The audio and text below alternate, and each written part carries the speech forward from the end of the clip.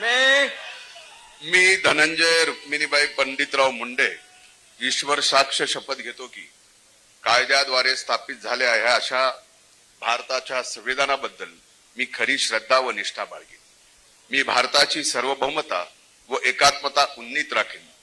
मी महाराष्ट्र राज्याचा मंत्री म्हणून माझे कामे निष्ठापूर्वक सत्सद्विवेक बुद्धीने पार पाडीन आणि संविधान व कायदा यानुसार सर्व तऱ्हेच्या लोकांना मी निर्भयपणे व निपक्षपातीपणे तसेच कोणाच्याही विषयी ममत्व भाव किंवा आकस न बाळगता न्याय वागणूक देईन.